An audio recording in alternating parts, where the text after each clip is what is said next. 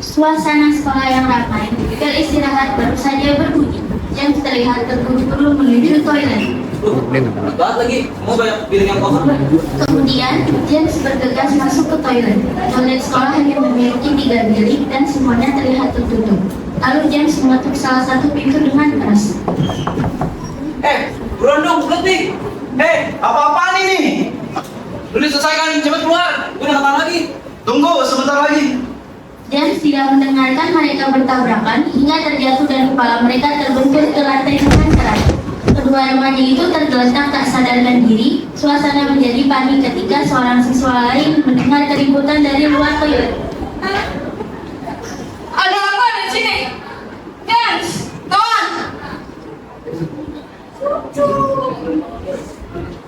Kalau saya sudah ambulan, saya bisa sampai sini. Saya mau jauh segera. Ambulans pun datang dengan segera mengevakuasi mereka. Suara sirine ambulans terdengar mendekat. Ambulans berhenti di depan rumah sakit dan para medis membawa James dan Nolan yang tak sadarkan diri masuk ke IGD. Dr. Victor yang sedang bertugas pun segera mendekat. Kemudian, para medis menjelaskan bahwa 2 remaja terlibat pertengkaran dan terjatuh. Mereka mengalami benturan keras di kepala. Kondisi mereka kritis. Kita sudah bawa ke IGD sekarang. Saya akan segera ke sana untuk melakukan pemeriksaan. Para medis membawa James dan Nolan ke ruang perawatan darurat. Dr. Victor memeriksa kondisi mereka dengan cepat. Sementara itu, Ryan dan istri tiba di rumah sakit dengan terburu-buru dan tampak sangat cemas. Dok, di mana saya? Bagaimana kondisi saya sekarang? Parah ya, hanya ada James sedang melakukan pemeriksaan CT scan. Mohon untuk menunggu kabar selanjutnya. Ryan mengangguk dengan cemas. Tak lama kemudian, Dr. Joko tiba di rumah sakit. Ia terlihat sangat khawatir. Dok, anak saya Don, bagaimana kondisinya? Pak, anak-anaknya juga sedang dalam pemeriksaan. Tolong tangani segera ya dok, kami akan melakukan yang terbaik Pak.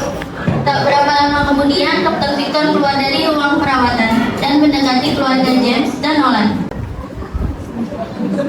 Bapak dan ibu sekalian, hasil CT scan menunjukkan bahwa mereka berdua mengalami gangguan otak. Mereka harus dimonitor secara 24 jam di ruang perawatan.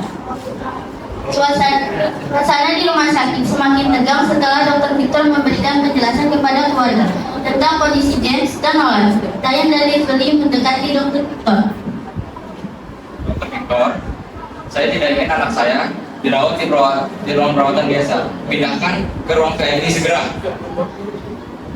Ya, anak kami butuh perawatan yang lebih baik. Kami tidak bisa membiarkan di sini. Kondisi James dan Nolan sama-sama serius. Mereka harus mendapatkan perawatan yang sama.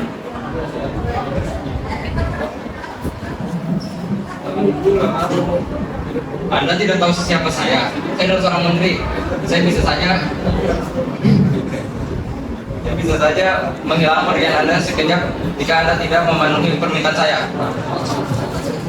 Betul, kami menginginkan yang terbaik untuk anak kami. Ini bukan permintaan, ini perintah. Dr. Victor tetap tenang meski merasa tertekan. Tuan dan Junior kami tetap harus memastikan bahwa semua pasien kami harus dapat mendapatkan perawatan yang sama dan itu semua sama. Ryan mendekati Dr. Victor dengan marah dan menarik keras jas. Anda ingin melawan saya? Saya kenal pimpinan dari rumah sakit ini.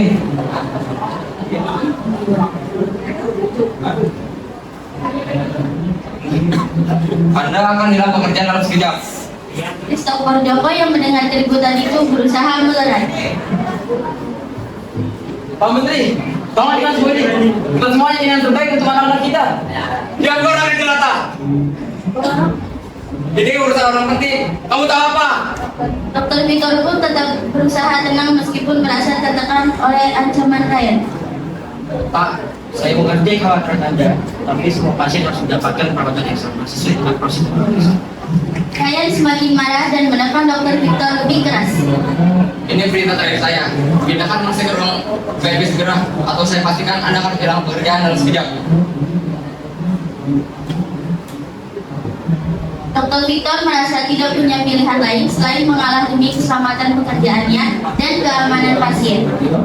Baiklah Pak, saya akan memindahkannya ke ruang private. Tapi saya harap Anda tahu bahwa ini bukan keputusan baik secara medis. Terima kasih dokter. Kami tahu Anda akan mengerti. Dr. Victor menghela napas panjang dan memberi instruksi kepada perawat untuk memindahkan James ke ruang VIP. Christopher Joko hanya bisa melihat situasi ini dengan perasaan campur aduk antara kesal dan putus asa. Ruang VIP rumah sakit, James terbaring di ranjang. Sri Yanti, ART keluarga baru saja tiba. Dengan cepat telah menerima berita dari Rayu membawa beberapa makanan dan perlengkapan perawatan. James, makanan segini. Ini makanan hangat yang kau buat khusus untuk kamu, agar kamu cepat sembuh. Kenapa kamu di sini? Aku tidak mau makan makanan ini. Ini semua tidak sesuai dengan selera. Mas James, kau hanya ingin membantu. Makanlah, ini penting untuk kesehatanmu. Kamu ini cuma ART, asal dari kampung. Kau pikir makanan ini bisa dibandingkan dengan yang ada di restoran bintang 5? Aku tidak mau makan makanan ini. Dia selalu menangis sendok suapan dari Pak Sri, membuat makanan berceceran di tempat tidur. Di suatu ruang perawatan yang lain, Nolan terbaring lemah di ranjang. Sementara Christopher Joko ayah Nolan duduk di sampingnya dengan penuh kesedihan. Christopher tampak sangat tertekan, bertanya penuh air mata. Maafkan Bapak Nolan, Bapak tidak memberikan yang terbaik yang untuk kamu lakukan. Jangan bilang begitu, Bapak.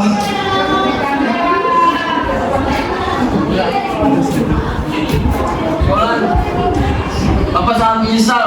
Bapak tidak bisa memberikan apa yang kamu butuhkan sekarang ini.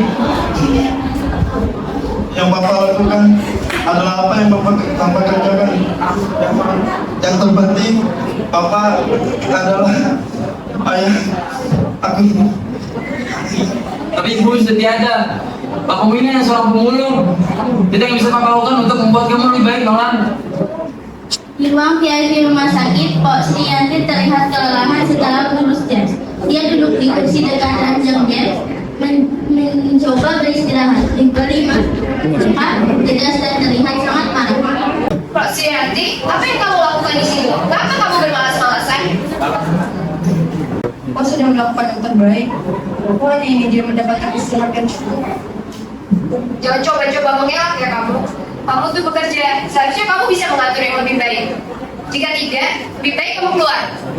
Administrasi rumah sakit, Tren dan Lively sedang berdiri di meja administrasi dengan petugas administrasi. Sementara itu, Christopher Joko terlihat berada di sudut ruangan, terlihat cemas dan lelah. Di meja administrasi, petugas administrasi sedang menginformasikan total tagihan yang harus dibayar.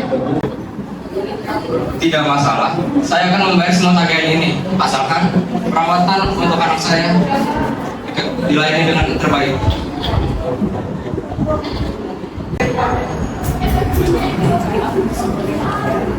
Dan tolong pastikan tidak ada masalah lebih lanjut. Kami menginginkan yang terbaik untuk anak kami. Kemudian, petugas administrasi langsung memproses pembayaran itu.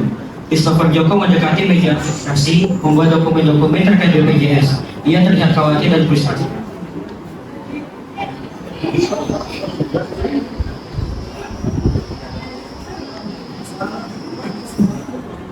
Maaf Pak, bagaimana dengan tagihan perawatan anak saya? Saya menerima BPJS, apa ada masalah dengan prosesnya? Petugas itu pun memberitahukan bahwa untuk pasien dengan BPJS, proses administrasi seringkali lebih rumit. Dokumen tambahan dan verifikasi diperlukan, dan beberapa layanan mungkin tidak langsung tersedia tanpa pemberian tambahan. Tolong tangani anak saya segera ya, Dok. Meski Christopher Joko dalam keadaan yang tertekan dan membutuhkan bantuan segera, prosedur administratif tetap menghambat akses ke perawatan yang cepat. Ryan dan Lively terlihat puas dengan proses administrasi mereka, sementara Christopher Joko hanya bisa berdiri di sudut ruangan merasa frustasi dan putus asa. Benar tidak mengerti, maka layanan orang untuk seperti kita selalu berjalan mulus. Sedangkan untuk orang-orang lain selalu dipersulit. Sudah menjadi kebiasaan kali, kami membayar untuk layanan yang lebih baik dan lebih cepat. Itu sebabnya kami mendapatkan pelayanan yang lebih baik. Tuh, dan orang-orang seperti mereka selalu mendapatkan kesulitan yang tidak adil. Saat Ryan dan Lively meninggalkan ruang administrasi, setelah menyelesaikan pegangan mereka, Christopher Joko kembali ke ruang perawatan Nolan dengan penuh kesedihan. Maafkan Bapak Nolan, Bapak akan berusaha semaksimal mungkin untuk membuat kamu sembuh.